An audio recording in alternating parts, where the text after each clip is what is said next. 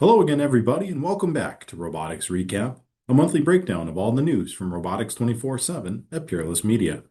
I'm your host, Tim Culverhouse, Editorial Director of Robotics 24/7, and it's time to look back at all the robotics and automation news from August 2026. Don't forget to subscribe to our podcast on whatever medium you listen to it, and also get the latest episode of Robotics Recap as soon as it's released. Our release cadence is the last Wednesday of each month. Don't forget that you can catch up on the first 7 editions of the Robotics Recap podcast from January, February, March, April, May, June, and July. July's Robotics Recap saw a lot of M&A news alongside robotics deployments in the manufacturing and warehouse industries. This episode tackles all the news and notes from around the robotics world in August, including the release of our agenda for the 2026 Robotics Applications Conference. Now, without any further ado, let's get into our podcast. The first talking point from our August 2026 Robotics Recap will be the release of our speakers and agenda for the 2026 Robotics Applications Conference, RAC 26. This is our 5th annual virtual event, and it's a one-day virtual summit featuring speakers from around the robotics and automation world. The conference begins at noon Eastern, 9 a.m. Pacific on Wednesday, September 16th. We'll hope you join us then. We'll have 6 sessions at this year's Robotics Applications Conference. Here are the sessions that you can register for today. The future of warehouse optimization, unifying WMS, WES, and WCS. AI-enhanced virtual twins for automotive production lines. From automation to orchestration, unlocking the next level of warehouse performance. The future of sortation, get higher throughput and greater flexibility at a lower cost with the autonomous magnetic platform. Keeping robots on the floor, how smarter charging infrastructure maximizes fleet performance. And the business case and technology case for warehouse automation. Why now? Why collaborative? The sponsors of RAC 26 are Envista, Gray Orange, Dassault Systems, Wybotic, and Robust AI.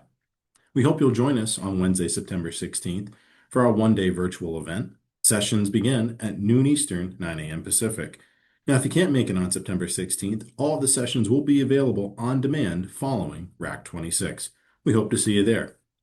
Now we'll take a look at some of the headlines from around the robotics and automation world in August 2026. We'll start with continued coverage of how robotics adoption is accelerating. A new report from Intel found that 60% of company leaders are betting big on robotics, but only 40% of them are ready. A3 released its Q2 2026 report and found that robot orders are increasing as automation demand broadens across industries. Market research firm Interact Analysis had 2 research reports from this month. First, it found that the robotic picking market is forecast to almost triple in size by 2030. Then, they examined the FCC ruling on advanced robotic devices and what that means for the United States mobile robot market. Lastly, we had a contributed piece from Kumar Anand of QKS Group entitled As Automated Grocery Fulfillment Declines, Quick Commerce Reveals Where Warehouse Automation Pays Off. We're continuing to see the market growing, but deployments are still uneven. This interesting question is where robotics is actually making economic sense. Let's take a look at some physical AI and robotic intelligence news from this month. Dyna Robotics unveiled the Dyna 2 World Action Model. Google DeepMind announced Gemini Robotics 2, another world model. At Actuate 26 in San Francisco, Foxglove introduced the Agentic Data Platform for Physical AI and semantic search features. Limitless Labs raised a $20 million Series A that the company said it will use to expand a physical AI foundation model and platform for precision manufacturing. And Generative Bionics introduced Gene.01, which it says is a smart skin humanoid robot platform for safe human collaboration. Now let's take a look at some news from the robot technology stack. NVIDIA unveiled the Jetson Orin Nano 2, the robotics computer. Alliant added new sizes to the Electroflux series of frameless torque motors. Texas Instruments said it is advancing next-generation industrial systems with its CAN XL transceiver.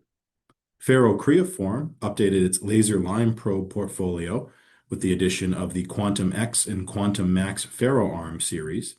And ENCY debuted 3.0 CAD/CAM and robot programming software.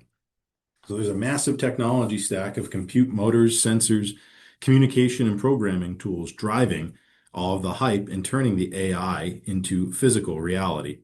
Now let's take a look at some highlights from the warehouse and logistics space. Logic highlighted its Octopus overhead picking robot. Geek Plus unveiled the Robo Shuttle Hyper tote-to-person climbing AMR. AutoStore and Amazon established a global strategic supply agreement. Not many details coming out of that news, but keeping our eyes on it moving forward for any further financial or deployment stories. LG CNS unveiled the Mobile Shuttle, which it says is an intralogistics automation robot that operates at temperatures as low as minus 15 degrees Fahrenheit. FedEx and Dexterity expanded their physical AI deployment for autonomous trailer loading, and then a merger between Intelligrated, True, and Transnorm as those companies united to create what they call a unified warehouse automation provider. In the manufacturing space, Robotics cobots helped data center infrastructure company Tate deliver 12 times output per welder in those applications. HII signed a performance-based production agreement worth up to $900 million. They did so with Path Robotics and Gray Matter Robotics. Thieves announced it's exporting its industrial maintenance services and also accelerating digitalization in Mexico. RoboStore launched Robo Inc., which it says is a New York-based manufacturing and systems integration company. And Avatar Robotics raised $6.5 million in a seed funding round that the company said it will use to build the quote unlimited industrial workforce. We'll see some robots leave the factory in our next section here. Gravis Robotics raised $200 million for its construction autonomy platform. Embody AI takes its autonomous services outdoors, expanding its addressable market into gaming and hospitality segments.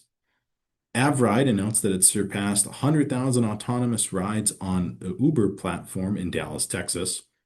Faraday Future released its target of robot shipments by the end of 2026, looking at 2,000 by the end of the year.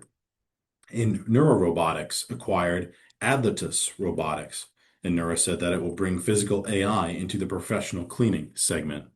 And lastly, a couple more financial and merger and acquisition moves from around the robotics and automation space in August 2026.